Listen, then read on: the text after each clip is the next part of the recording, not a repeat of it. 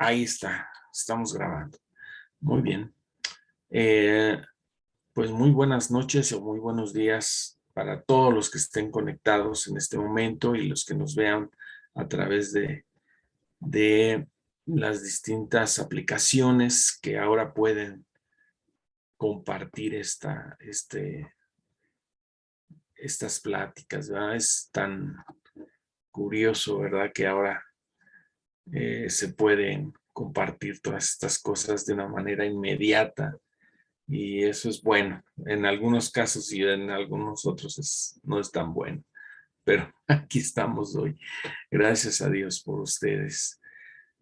Y el viernes pasado estuvimos tratando el asunto de ver a Jesús con ojos nuevos, ¿verdad? O sea, que veamos a Jesús de una manera nueva, no de la forma en la que nos lo han explicado, sino lo importante es que conocer a Jesús personalmente, ¿no? Personalmente, esto es importante porque, eh, híjoles, caminar por la vida haciendo lo que los demás hacen y aprendiendo lo que los demás nos enseñan, pues tiene que llegar a un momento de término porque ahí es donde entra la madurez.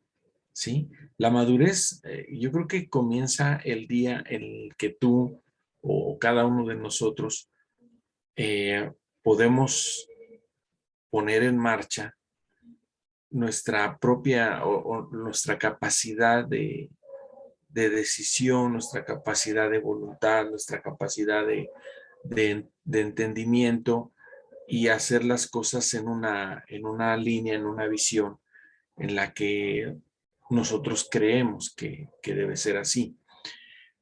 Y a veces esa madurez en el ámbito espiritual como que no llega, pero no llega porque muchas veces nos pasa como a las mamás consentidoras, ¿no? Que la gente que nos ha compartido de Dios o que nos está compartiendo los rudimentos, las enseñanzas, las cosas principales o primeras de la vida cristiana, a veces pues sienten que sin ellos, que sin ellos nosotros vamos a fracasar, que si no están al lado de nosotros esas personas, entonces nuestra vida espiritual se va a ver menguada, se va a ver eh, pues fracasada y entonces nos tienen muy cerca de ellos, ¿no? Tratan de que nosotros estemos muy cerca de ellos. ¿Para qué? Pues para que no fracasemos. Pues no digo que lo hagan con mala intención, pero muchas veces esa intención, este, pues no es de Dios, ¿no? Esa intención a veces es humana y como humano, pues tiene como una intención humana, tiene mucha carencia, tiene muchas fallas, está llena de temores. Entonces está fundada en los temores. Entonces, pues no maduramos. Llega el momento en que pasan los años estando en la fe y no maduramos, no maduramos. ¿Por qué? Porque no somos capaces de ejercer en nuestra propia voluntad las cosas las herramientas que hemos aprendido. Esto no quiere decir que nosotros nos vamos a separar de la gente que nos ha enseñado la palabra o que nos ha enseñado los rudimentos. Eh, Esto quiere decir que nosotros, en comunión con esas personas, podamos ejercer la fe y vivir en ella, ¿sí? Entonces, un momentito, les pido de favor un momentito.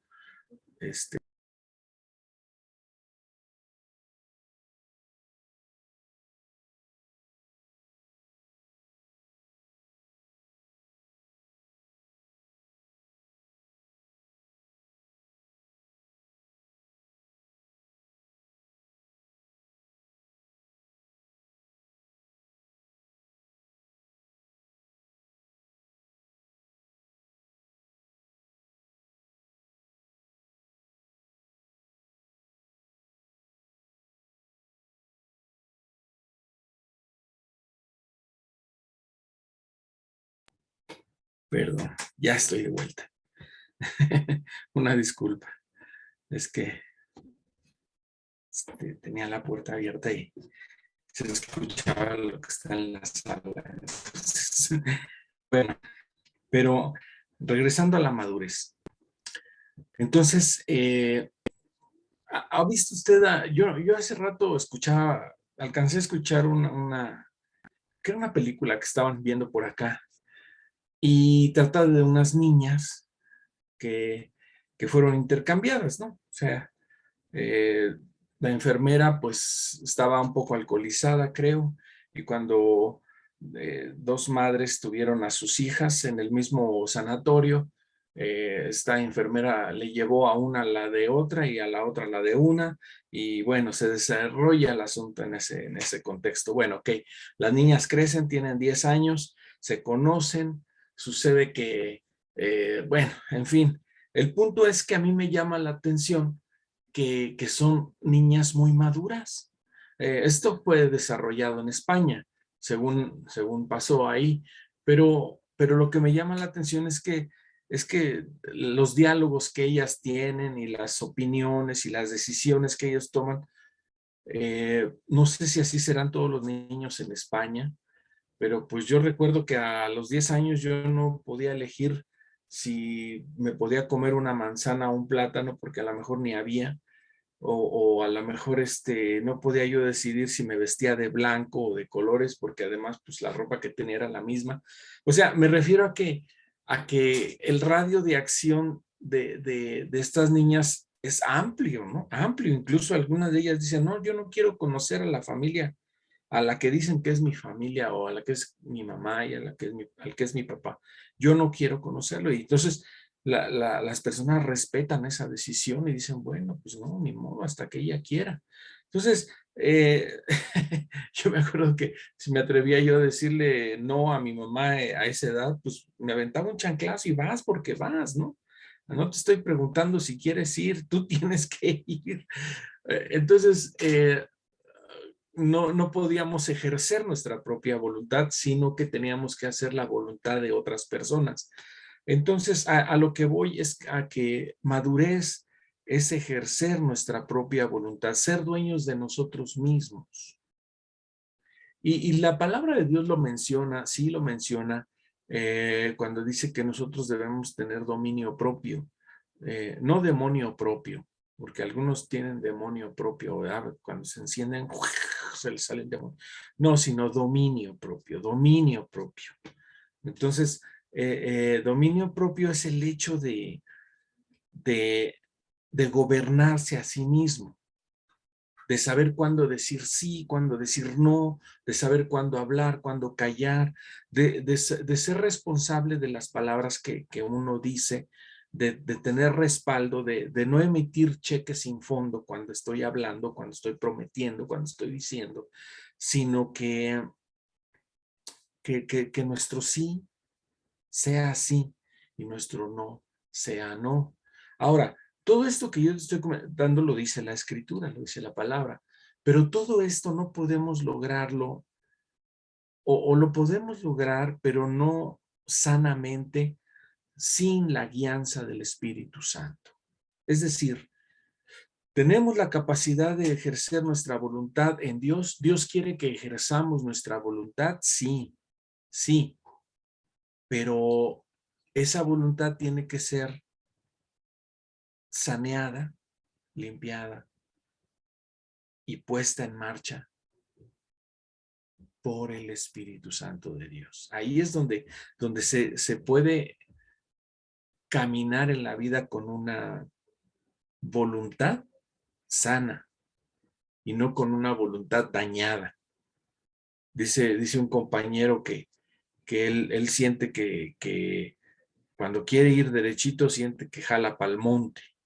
Y eso es un dicho, ¿no? Que utilizan por allá también, que quiere decir que jala hacia el mal, que jala, que se desvía hacia los caminos, porque su voluntad lo lleva hacia allá, ¿sí? Es decir, la voluntad de esa persona está enferma de lo que trae adentro esa persona, ¿sí?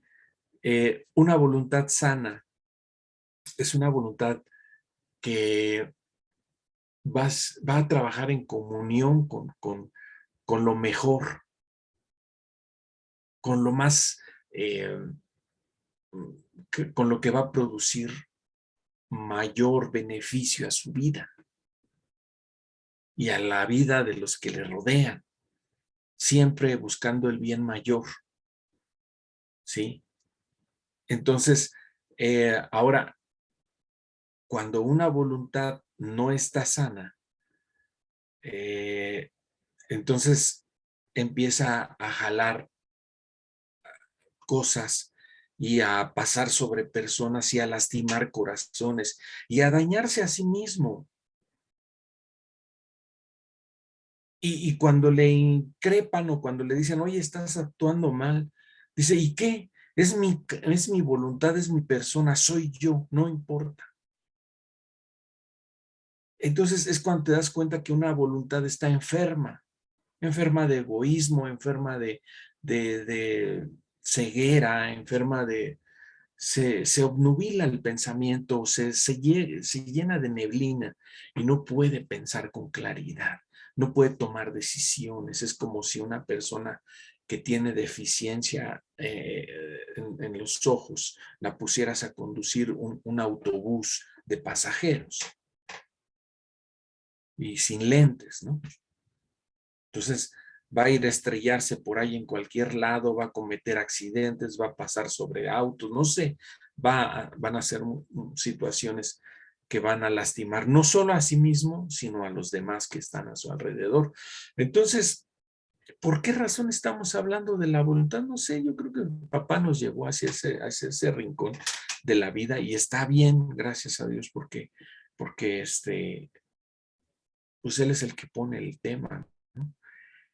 Eh, la voluntad de esta, eh, eh, de, de, vamos a regresar, estamos hablando más bien de la madurez, ¿sí? Del ejercer la madurez. Eh, Partimos desde el punto de ver a Jesús con ojos nuevos, partimos del punto de entender a Jesús de una manera distinta a como nos lo han querido enseñar y, y muy, muy claro está en las escrituras.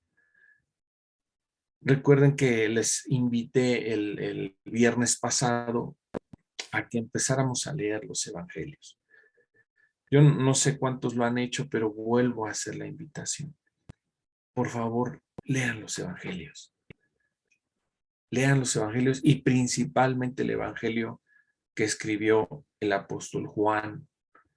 Acuérdense de ese jovencito al que Jesús le permitía que se recostara en su pecho mientras Jesús disertaba y hablaba la palabra, a lo mejor allí a la orilla del mar, en una barca, en una pequeña barca, se subía Jesús y se sentaba ahí. Y entonces Jesús llegaba y se le colaba ahí como se cuela la humedad, ¿verdad? Y se le acercaba al maestro y de repente ya el maestro ya lo tenía aquí recostado en el pecho y el maestro seguía hablando la palabra y Juan ahí junto a él, eh, escuchando todo de cerca, de muy cerca. Y yo creo que esto trajo una revelación más profunda de quién era Jesús, entre lo que podría decir Pedro de Jesús y lo que podría decir Andrés de Jesús o lo que podría decir eh, cualquier otro de los discípulos.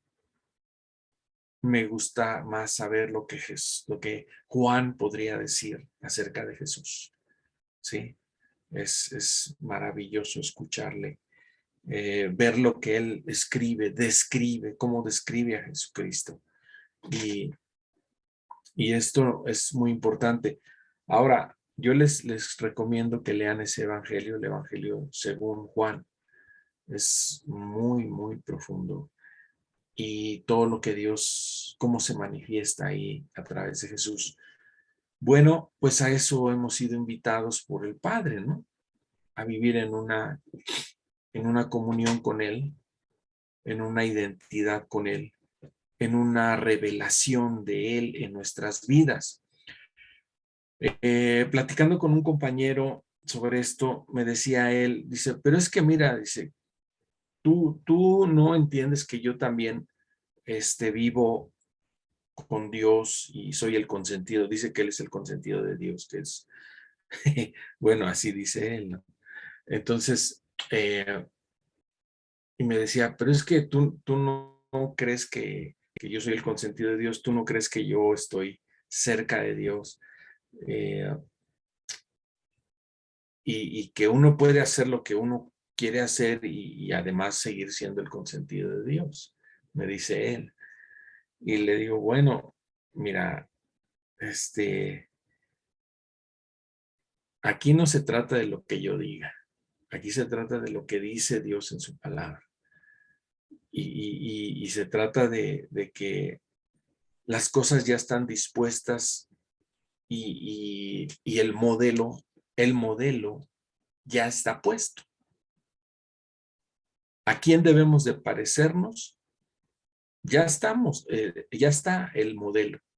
Se llama Cristo Jesús. Ahora, no vamos a hacer copia al carbón de Él, pero sí vamos a ser conformados a su imagen. Así es como lo menciona la Escritura, conformados a su imagen, es decir, con la forma de su imagen. ¿Sí?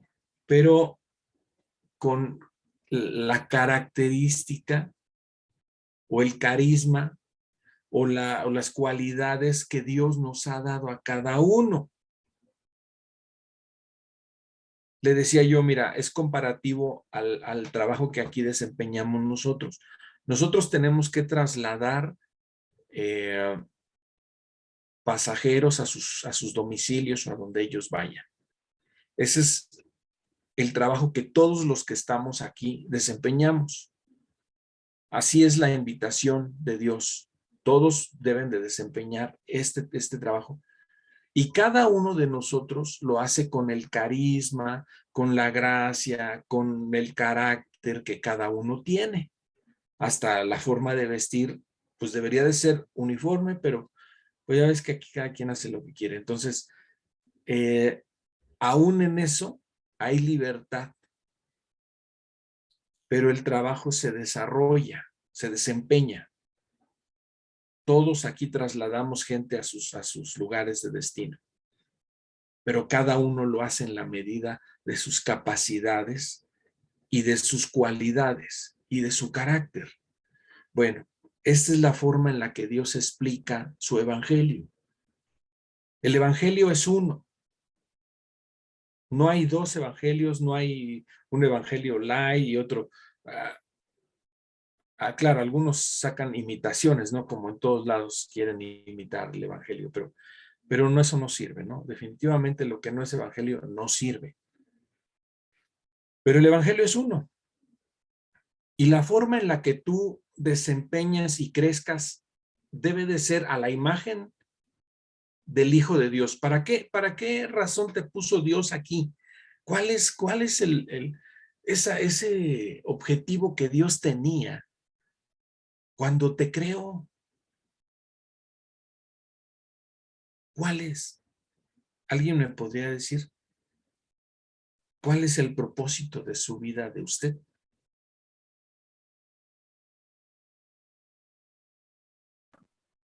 Se dijo, ¿no? Parecernos a Jesús. Ser hijos, parecernos a Jesús.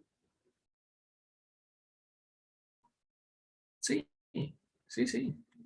Ese es el objetivo de Dios. O sea, Él envió a su Hijo para que nosotros viéramos cómo vivía su Hijo y nosotros entendiéramos de qué se trataba el Evangelio. Y nos dijo Dios, así es como se vive. Bueno, pero es que Él murió en la cruz y todo, tú también. O sea, ya tú, nada más que tú empiezas por el final, ¿no? Ya estás crucificado con Cristo.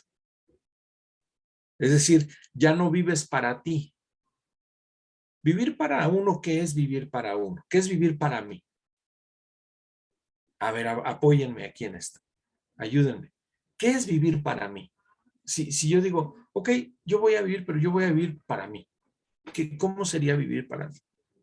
Usted en su caso, ¿cómo sería vivir para usted?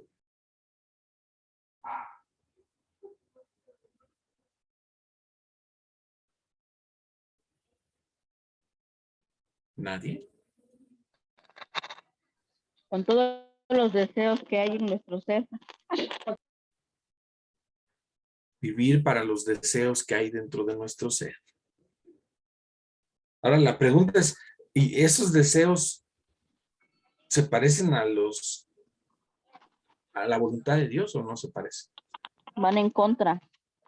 Van en contra, van en contra.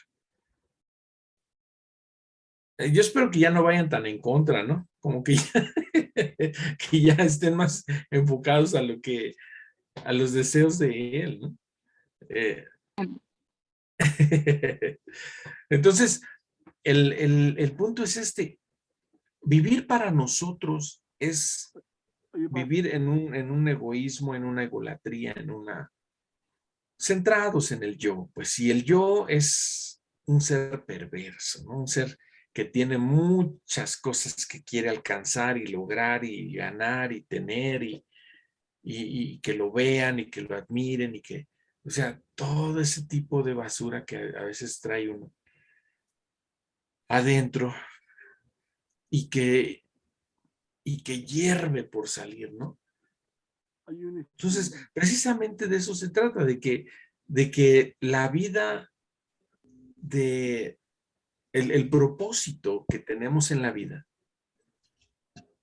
pueda ser entregado, o sea, nuestro propósito, el del yo, pueda ser entregado a Jesús y que a cambio Él nos dé el propósito real por el cual fuimos creados. Después de todo, Él fue el que nos creó. Dios fue el que nos creó. Yo veo, Él por ejemplo, seguramente tiene un propósito. bueno,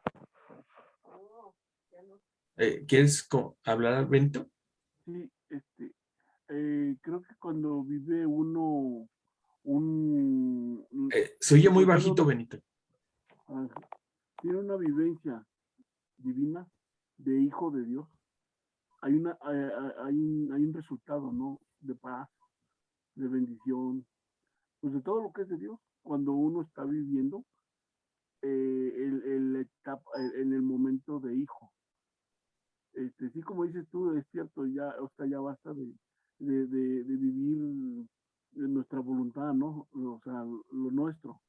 Pero cuando uno vive lo de Dios y refleja el carácter de Cristo, wow, o sea, te produce una paz, una bendición, o sea, todo lo que es de Dios en el interior de nuestro espíritu.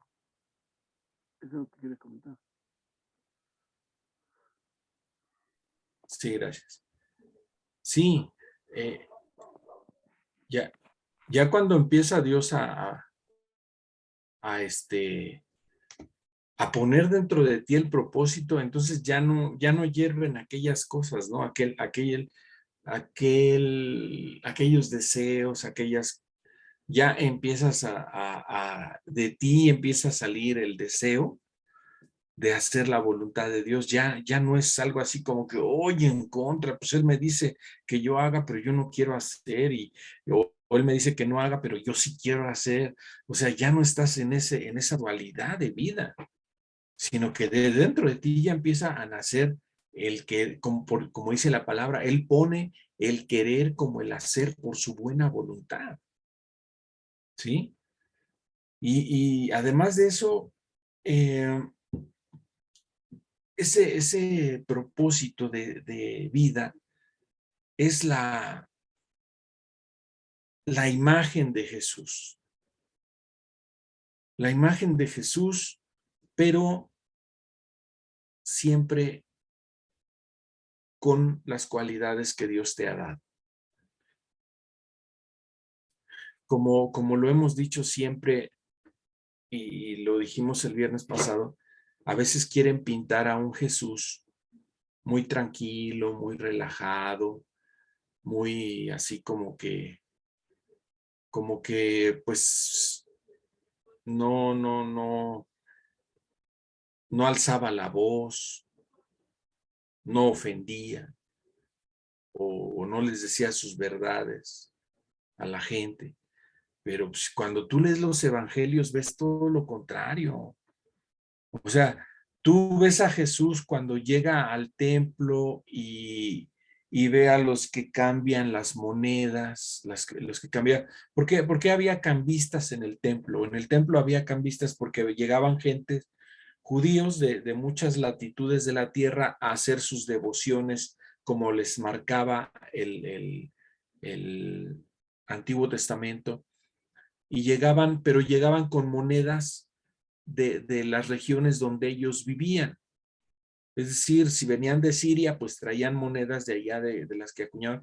Entonces, en el templo había cambistas, había casas de cambio, o más bien mesas de cambio, donde llegaban con su dinero y les decían, pues, ¿cuánto me das por un, no sé qué sería la moneda de Siria? Pues, X, llámale un peso, un dólar o lo que tú quieras. Y no, pues te doy, es como ahorita el tipo de cambio, llegas con un dólar y te dan 20 pesos, más o menos. Pero en el templo llegaban con un dólar y les daban 15 pesos o 10 pesos. Dice, oye, es muy poco, me lo estás cambiando muy barato. Si quieres, si es para el Señor, aquí debes de dejar tu dinero y el tipo de cambio, pues ese es el que hay. O sea, eran muy ladrones, pues. Pero además de eso, también tenían los animalitos que vendían para que las personas hicieran sacrificios de acuerdo a su nivel económico. Los animales que había eran desde unas tortolitas, que eran unos pajaritos que tenían ahí jaulas y adentro estaban los tortolitas. Esos eran para las personas que eran muy pobres, que para sacrificar esos animalitos por sus pecados. ¿Sí? Bueno, otros que tenían más dinero, pues eran unas cabritos, unas ovejitas pequeñas. Y todo esto, el lineamiento de Moisés del Antiguo Testamento decía que deberían ser animalitos sin defecto para ofrecer al Señor. Y bueno, a lo mejor ahí tenían unos borreguitos, unos cabritos que estaban perniquebrados, que estaban lastimados, que estaban, y así se los vendían. Y ellos decían, oye, pero ¿qué no debe de ser sin defecto el animalito? Y ellos decían, no te preocupes, o sea, nosotros somos los que aquí vendemos todo y estamos con Dios, o sea, Dios no tiene ningún problema con eso. O sea, eran personas que ya habían corrompido todo el sistema, como ahora también, ¿sí? No que ahora se sacrifiquen animalitos, pero pues dentro de la iglesia hay tantas cosas que se ven y que se manejan, que ay Dios mío, a veces hasta da dolor de estómago hablar de eso. Pero bueno, entonces llega Jesús y ve todo eso. Yo creo que llegó y se paró y estuvo observando ahí todo. O sea, un hombre flemático no hace eso, no llega y empieza a ver, pero él sí llega y empieza a ver todo lo que sucedía hasta que llegó el momento en que la ira, fíjate lo que te estoy diciendo, Jesús se enojó. Tú vas a decir, ay no, Jesús no se enoja, Jesús es amor, sí es amor, y sí se enoja también. Se molestó, se enojó, hizo un atado de cuerdas, no sé de dónde agarró las cuerdas, pero ahí había cuerdas, y hizo un atado y empezó a azotar las mesas, no a las personas. Es decir, no hizo violencia con las personas, pero sí azotó las mesas en señal de, y las volcó, Y no lo hizo así como que, a ver, hermanos míos, corre la mesita un poquito más para allá, por favor, que no estés aquí en el templo, tú no me agradas, hazte para allá, o sea, no, no, no, o sea, con toda la actitud, agarró y ¡pum! Volteó las mesas y el dinero salió por allá, abrió las jaulas, liberó a las palomitas, a los tórtolos, soltó a los animalitos y dijo, ustedes han convertido mi casa en una cueva de ladrones. Hijos de María Moral. Ah, no es cierto, no, no, eso no dijo el Señor, ¿verdad? Pero yo creo que algo les dijo. Y les decía, ustedes son fariseos, hipócritas, raza de víboras. Todo eso no creas que son así como que,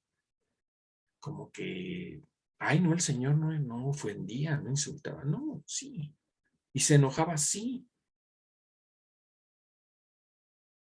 ¿Tú te puedes imaginar a un Jesús así? Porque si las emociones no fueran útiles, Dios no nos las hubiese dado.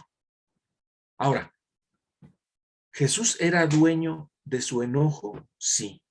¿Jesús era dueño de sus palabras? Sí. ¿Jesús era dueño de su persona? Sí. Ahí es donde está el punto. Porque la madurez y la libertad que Dios nos ha dado nos enseña y nos lleva a ser dueños de nuestra persona. ¿Recuerdas que ya habíamos comentado esto? No, no es que, ay, se me salió. Ay, es que no quería decirlo, pero ya le dije flojo. O ya te dije mentirosa. No. O sea, si tú estás diciendo una palabra, es porque tú tienes un antecedente y tienes respaldo en lo que estás diciendo. Si no, mejor no digas nada. Sé dueño de ti mismo. Ay, es que me hirvió la sangre. Pues si te hirvió y tienes una razón para que te hierva, y esa razón es justa, pues que te hierva. Pero si nada más es tu resentimiento, tu enfermedad, tu trauma, todo eso, o sea, eso no es de Dios y eso no es ser dueño de ti mismo. Entonces, no podamos confundir la gimnasia con la magnesia, decía aquel hombre. Una cosa es ser dueño de ti mismo y otra cosa es que tus emociones se desborden sin ton ni son. Bueno, ahora mira a Jesús con ojos nuevos y ve a Jesús caminando entre la gente. Y como lo dijimos, a lo mejor no estuviste, pero lo dijimos el viernes pasado, que su apariencia no era muy impactante. Pero lo que él hablaba y lo que él hacía, eso sí era muy impactante. Y la gente lo seguía por eso. Y cuando él está navegando y van cruzando el mar de Galilea y Jesús va dormido ahí en la barca. ¿Por qué iba dormido en la barca Jesús? Porque estaba cansado, porque estaba agotado. No es como algunos han dicho que se hacía el dormidito nada más para... No, él estaba cansado, él estaba agotado. Es de esos días en los que hubo que caminar mucho, hablar mucho, no sé, echaron fuera muchos demonios o no sé, sanar a mucha gente. Él estaba cansado y estaba durmiendo. ¿Y tú cómo te sientes cuando alguien te despierta y estás en lo más profundo de tu sueño y de repente te despiertas? Y a veces es por una cosa mínima o no es. Te despiertas cantando Gloria a Dios, aleluya. O te despiertas echando chispas, así como, ¿por qué me despertaron? ¿Por qué me despertaron? Y todos los discípulos, Señor, sálvanos que perecemos, Señor, mira el viento, el mar, se mueve la barca, nos vamos a hundir. Y el Señor Jesús, y por esto me despertaron. Hombres de poca fe, por esto me despertaron. Ay, Señor, es que sentimos que nos hundimos, sentimos que el mar arrecia y voltea y ve al viento y al mar y le dice, y no le dice como dicen los españoles, calla, enmudece. No le dice así, hermano.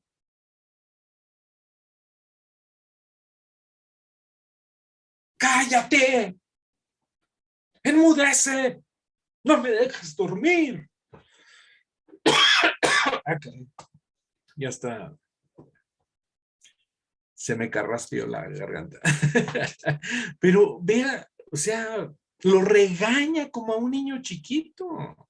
El Señor Jesús regaña al mar y al viento y le dice, oye, ¿qué no se puede dormir en esta barca, hombre? Estoy cansado y tú no te callas. Yo creo que el mar se hizo, y así, se hizo suavecito y el viento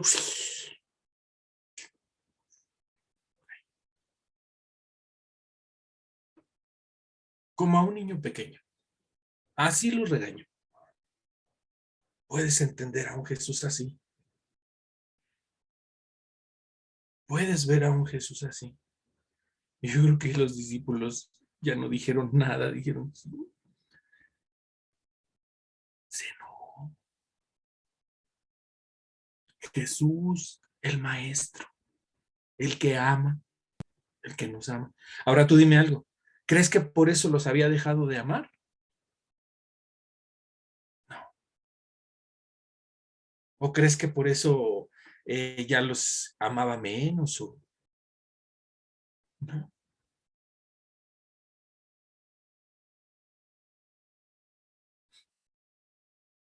O sea, sus discípulos de repente les decía, bienaventurado eres Pedro, porque esto no te lo reveló sangre ni carne. Y Pedro se sentía así, oh, como que, o sea, yo estoy por encima de ustedes, muchachos. Les volteaba y los veía así como diciendo, ¿se dan cuenta? Hasta que alguien descubrió mi genialidad. Pero en otra ocasión le decía, apártate de mí, Satanás. Al mismo Pedro.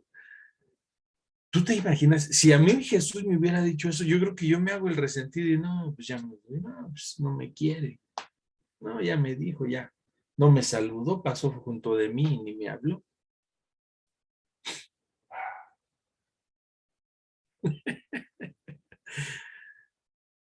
Puedes entender a un Jesús así, puedes mirar a un Jesús así, a un Cristo de la gloria, viviendo con las emociones que Dios nos ha dado.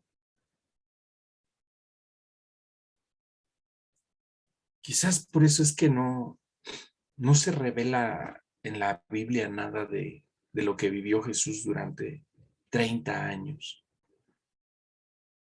hasta 3 años que estuvo viviendo a tope todo lo que había dentro de él y las emociones como él las manejaba y las vivía.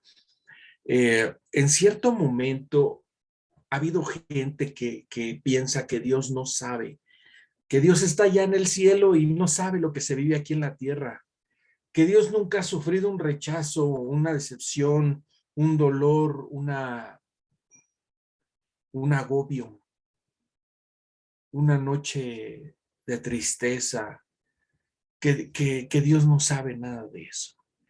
Y ha habido gente en la Biblia que se lo ha dicho a Dios. Job, ustedes han leído el libro de Job, han visto que en la Biblia hay un libro que se llama Job. Bueno, cuando lo lean, si no lo han leído, se dan cuenta ahí que en determinado momento Job le dice, ¿tienes tú acaso ojos de carne para ver lo que ven mis ojos? Y yo creo que Dios lo quedó mirando y cerró los ojos así bien bajito a Job y le dijo, mira, Job, nada más porque estás todo lleno de ronchas y de llagas, no te doy otra. Pero déjame decirte que yo voy a vivir 33 años con ojos de carne para que no me digas que no entiendo lo que ustedes los hombres viven sobre la tierra.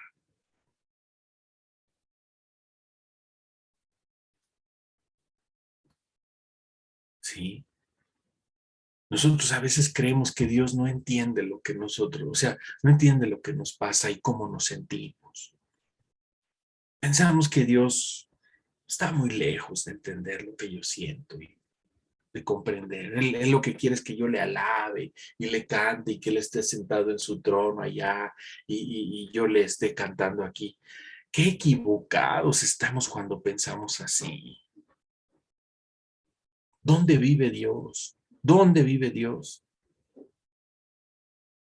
Dentro de tu corazón. Ahí de ese corazón que dices que te duele, que te lastiman, que te hieren, ahí vive. Dime tú si Él siente lo que tú sientes, si Él mira lo que tú miras, si Él se angustia por lo que tú te angustias. Él no se angustia, pero Él sabe lo que te está pasando. Cerca de ti está.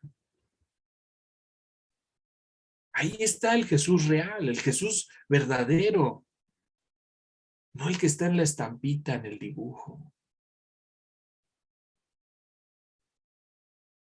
El Jesús verdadero. Ahí está a tu lado. Ahí está dentro de tu corazón, más bien.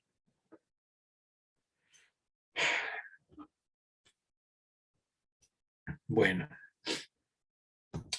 eh, hace rato mi hermano José Alfredo me pasó un texto que, que él me pedía que le explicara y, y bueno, voy a aprovecharlo para también explicarlo y que los demás escuchen.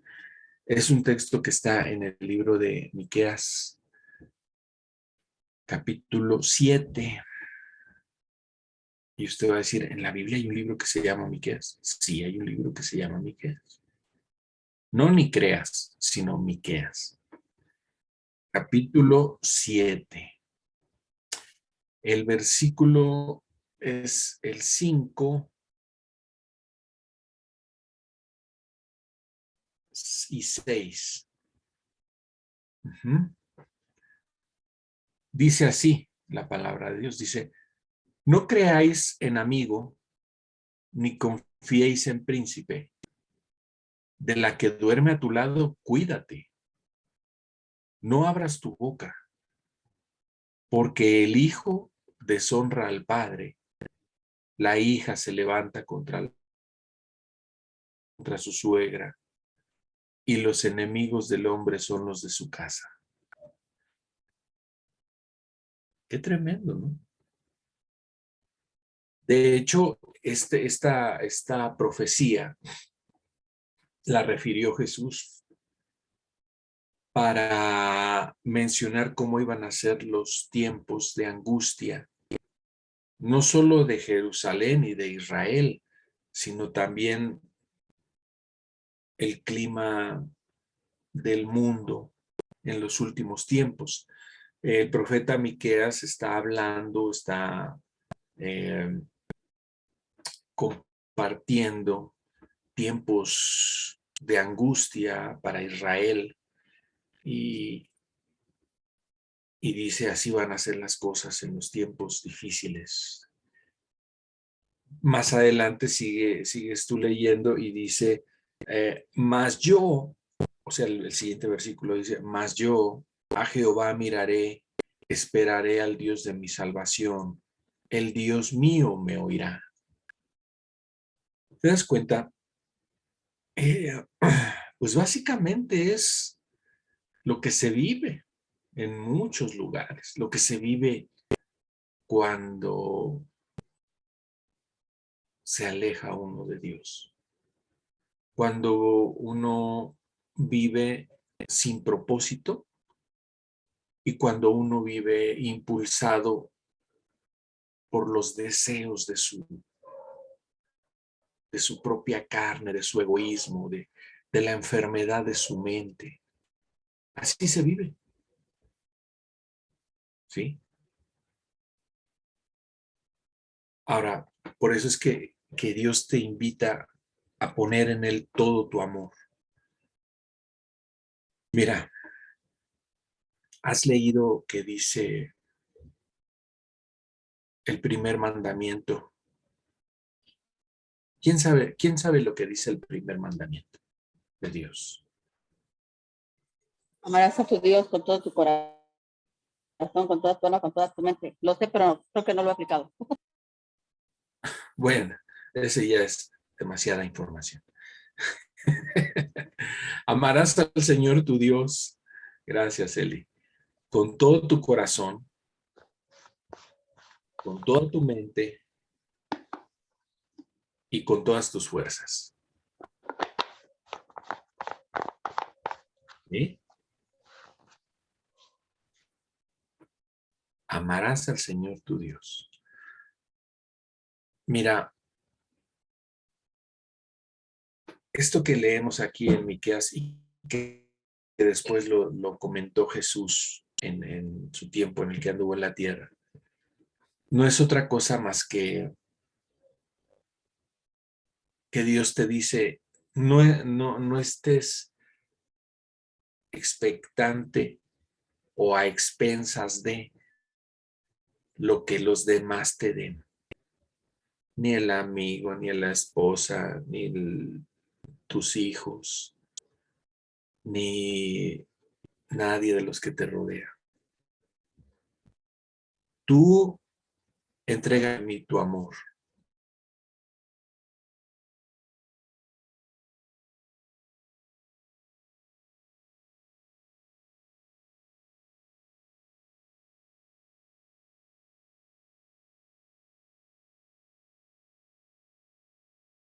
Dime tú qué amor te queda para los demás.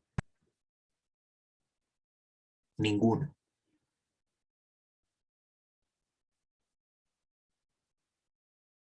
La conexión se está poniendo inestable. Bueno, sí se escuchó lo último que compartí. No, no se escuchó. No. Bueno, gracias. Si Dios te pide que le des a Él todo tu amor, todo tu amor, ¿qué amor te queda para darle a tus hijos, a tu esposa, a tu mamá, a tus amigos? ¿Qué amor te queda? Ninguno. Sin embargo, cuando tú le das a Dios todo tu amor, Él a cambio, escucha esto, te da su amor a tu corazón, el amor de Dios a tu corazón. Y de ese amor, que ya no es tuyo, ya no es el que tú produces, sino del amor de Dios, le puedes dar ahora sí a todo mundo, a tus hijos, a tu mamá, a tu esposa, a tu esposo, a tus amigos, a todos. Pero ya no es tu amor, es el amor de Él en ti.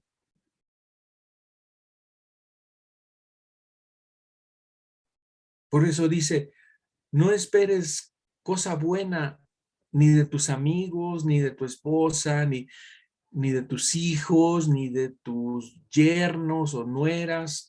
No esperes de ellos para que tú les puedas decir, ay, lo quiero mucho porque se ha portado bien conmigo. Lo amo mucho porque se ha portado bien conmigo. Amo mucho a mi esposa porque ella me consiente y me hace chocomil cuando yo le pido y me hace muchas cosas ricas y no. Te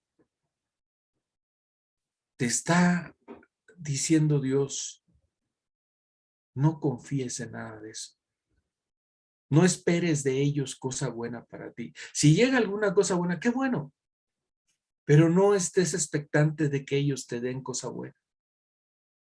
Tú vive de mi amor. Vive conectado a mí. Y cuando estés conectado a mí, entonces de ahí fluirá toda la bendición para ti y para los que te rodean.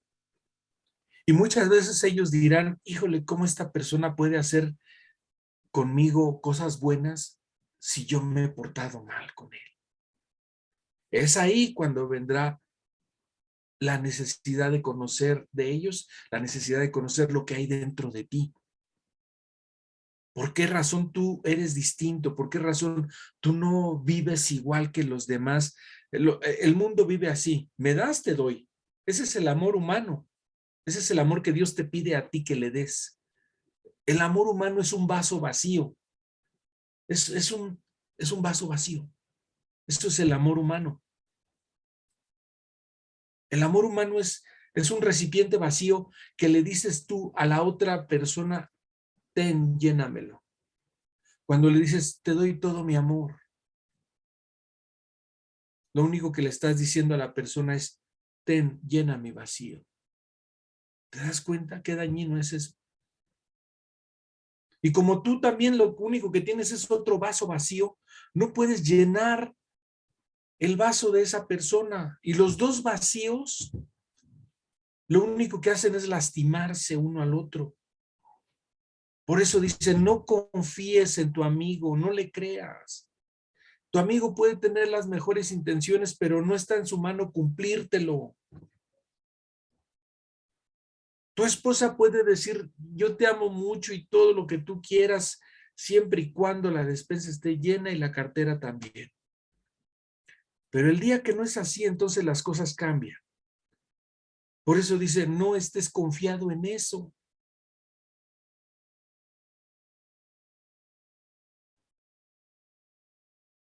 Tú entrégale todo tu vacío al Señor, todo tu amor al Señor, y Él a cambio te dará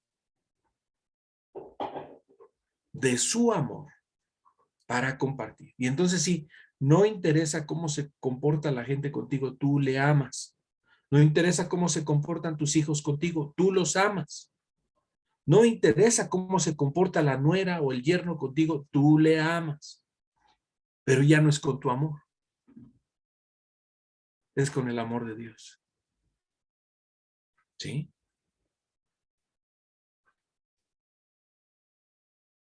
¿Sí está claro, hermano Alfredo? ¿O le damos otra repasada? Sí está claro, hermano. Muchas gracias. Sí, muy bien. Qué bueno que me compartiste ese pasaje y esa pregunta, porque la verdad es que es muy interesante y gracias a Dios por eso, porque esa es la señal de los tiempos difíciles, de los tiempos donde la tierra es pasada por un tamiz muy fino y como que las piedritas se quedan atoradas arriba y así nos pasa, ¿no? Estamos viviendo días difíciles. Y también en los tiempos en los que Jesús estaba sobre la tierra caminando, también se vivían tiempos difíciles. O sea, la vida nunca ha sido fácil para nadie, hermanos. Algunos me dicen, hermano, es que ya viene Cristo. Mira, yo no sé si ya viene Cristo o no. Yo lo que puedo decirte es que ya vino Cristo a mi corazón. Y como Él ya vino a mi corazón, yo vivo con Él diario. Y las cosas terribles que vienen sobre la tierra siempre han estado viniendo y van y seguirán viniendo. Yo les digo, ¿te imaginas cómo era cuando empezó la Segunda Guerra Mundial? O la primera. Las cosas que se oían, las cosas que se decían, lo que los periódicos mostraban, no sé, ahorita porque la información viaja, no hombre, pues mucho más rápido. Y todo el mundo sabe todo en un ratito. Bueno, hay cosas que ocultan, ¿verdad? Casi todo. Entonces, Lógicamente que nuestra mente es bombardeada por tanta cosa. Y lo único que trae paz es vivir en comunión con el Padre. Eso es lo único que te trae paz. Y de ahí se debe desprender todo nuestro vivir. Porque cuando no es así, híjole, andamos como reguilete, hermanito. Nada más volando por aquí, por allá. Bien. Vamos a concluir y vamos a dar un espacio después de esto. Padre, te damos gracias por el privilegio de ser ministrados en tu palabra, de recibir tu palabra a nuestros corazones. Gracias por la vida de cada uno de los que están conectados y de los que verán esto a través de las aplicaciones. Te amo, te bendigo. Gracias, papito, por tu palabra a nuestro corazón. Amén, amén.